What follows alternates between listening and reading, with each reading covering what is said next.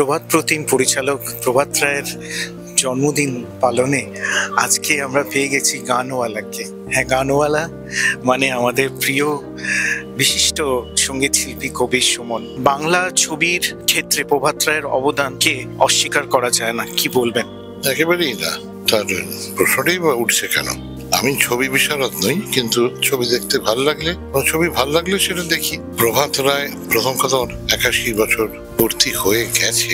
আজকের এই সম্মেলনটা সেটাকে কেন্দ্র করে, বয়সে আমার চেয়ে 5 বছরের বড়। এখন বাংলা ছায়াছবিতে তো নানান ধারা এসছে। একটা ধারা ছিল, সেটা এখন খুব দুর্বল হয়ে গেছে। সেটা হলো আমাদের মধ্যবিত্ত সমাজ, যাদের উচ্চাসাও কম, তাদের নাগালও কম, কিন্তু কতগুলো মূল্যবোধ, খুব বুনিয়াদি কিছু মূল্যবোধের উপর আমাদের মধ্যবিত্ত নাগরিক, বা বলা যায় এমনকি মফস্বলের বাঙালি মধ্যবিত্ত সমাজ, কি হিন্দু, কি মুসলমান, কি খ্রিস্টান, এই সমাজের যে নাটক, এই সমাজের অনুভবগুলো, এগুলোকে যারা ধরতে চেষ্টা করেছেন এবং পেরেছেন, তাদের অন্যতম প্রভাত রায়। এবং মূল্যবোধটা খুব ইম্পর্টেন্ট। যেমন একটা লাঠি, এটা ভয়ঙ্কর জনপ্রিয় একটা ছবি।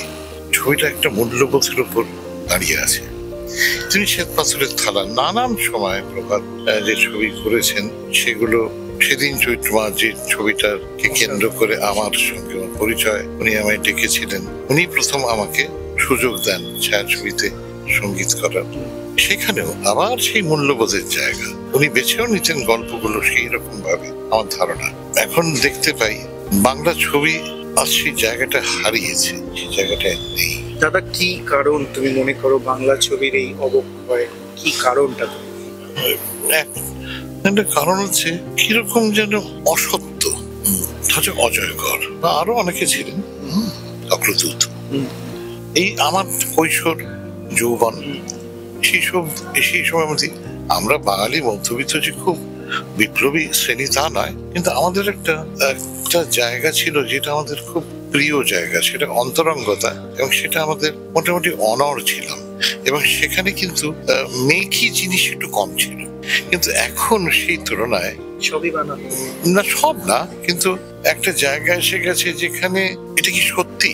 যেমন ধর যাক হিন্দি ছবির কথা যদি ভাবি, ধর লাঞ্চ বক্স, আঁকো দেখি, কিছুদিন আগে 3 of us, তাতে যে দেখুন এটা সত্যি, বা 12th ফেল, এটা সত্যি।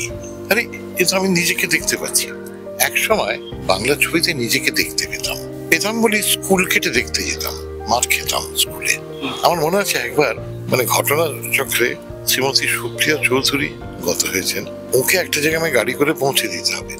হয়তো ভাবতেই পারি না যে সুপ্রিয়া চৌধুরী আমার, আমিও ভাড়া গাড়িতে যাচ্ছি, ওকে অর্গানাইজার বললেন একটু দাদা পৌঁছে দিন। উনি বসেছেন, আমি ওর পাশে বসেছি। ভালো করে শুনুন, আমি যখন আমার মধ্য বয়সী, খালি বুঝতে পারছেন সুপ্রিয়া চৌধুরী আরো বেশি বয়স। উনি আমার দিকে তাকিয়ে বললেন, আপনার এখন কি ইচ্ছে করছে? আমি বলি, হ্যাঁ আপনার হাত ধরতে। হাত ধরুন। হ্যাঁ, আমি আর হাত ধরে বসে রইলাম। তারপরে খানিকক্ষণ পর উনি বললেন, আমি কিন্তু কারোর কথা বলছি না, অর্থাৎ উত্তম বাবুর কথা, কেন আমি সেটা শুনতেও চাইছি না।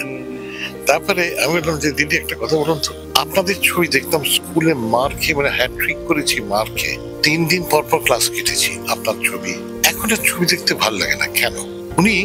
উনি জানলার ধারে, আমি আর পাশে হাত ধরে, চুপ করে আমাদেরকে এইভাবে তাকিয়ে শোনো আপনার এখানে কি একটু লেগে? আমি সঙ্গে সঙ্গে, কোথায় দিদি? না কিছু লেগেছিল না, এটাই অভিনয়। এটার নাম সুপ্রিয়া চৌধুরী, ওইটার নাম অভিনয়, আর এটার নাম সুপ্রিয়া চৌধুরী। সরি, আজ একজনও নেই যে ধারে কাছে থাকতে পারে না, এই জন্যই নেই। সত্যি কথা, কবি সুমনের সঙ্গে যখন কথা বলা হয়, অকপট সত্যি কথাগুলো বেরিয়ে আসে। দাদা, এখন একটা অ্যালবাম বেরোয়, সেই নিয়ে প্রচার, সেই নিয়ে সমস্ত কিছু, 2 দিন বাদে সেই গানটা হারিয়ে গেল, অ্যালবাম তো কোথায় দূরে চলে গেল। কি বলবে?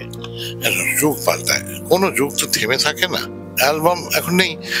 যেদিন থেকে গ্রামোফোন ডিস্ক উঠে গেছে, সেদিন থেকেই একটা যুগান্তর ঘটে গেছে। যেমন আমি যখন যাকে বলে একটু নাম করলাম, তখন তো গ্রামোফোন ডিস্ক নেই, ক্যাসেট এসে গেছে, সিডি এলো, তারপর সেসব চলে গেল। যদি ক্ষমতা থাকে, যদি ভালো কিছু সৃষ্টি করার ক্ষমতা থাকে, তো সেটা তো করছে মানুষ। এমন তো না যে কিছু হচ্ছে না, কিছু না কিছু হচ্ছে। কিন্তু আর একটা কথা, হিন্দি গানেরও যে দাপট ছিল সেসব নেই। আগে লোকে ছবি দেখতে যাওয়ার সময় গানের জন্য, এমনকি ছবির নামে দিল মেরা ধড়কন দেনা ধরুন, এই যে নাম মানে কি তাই জানতাম না, কিন্তু এইটার নাম এইটা দিয়ে কিন্তু একটা গানও ছিল। এই যে যুগটা চলে গেল, এই ভয়েস আর নেই, অনেক কিছু নেই, নেই তো নেই, কিন্তু মরে তো যায়নি। দেখুন লোকে তো এই পেশায় কাজ করছেন, সম্মানের সঙ্গে কাজ করছেন, ঠিকই তো আছে। আবার দেখবেন নতুন কিছু হবে, দেখবেন হয়তো আবার ভিনাইল রেকর্ডটা ফিরে এলো, তাও একদম দাদার সঙ্গে এক্সক্লুসিভ ছিলাম আমরা টুডে স্টোরির পর্দায়। কবি সুমন এবং দাদার যে কথাগুলো আপনাদের সঙ্গে তুলে ধরলাম, আশা করি ভালো লাগবে।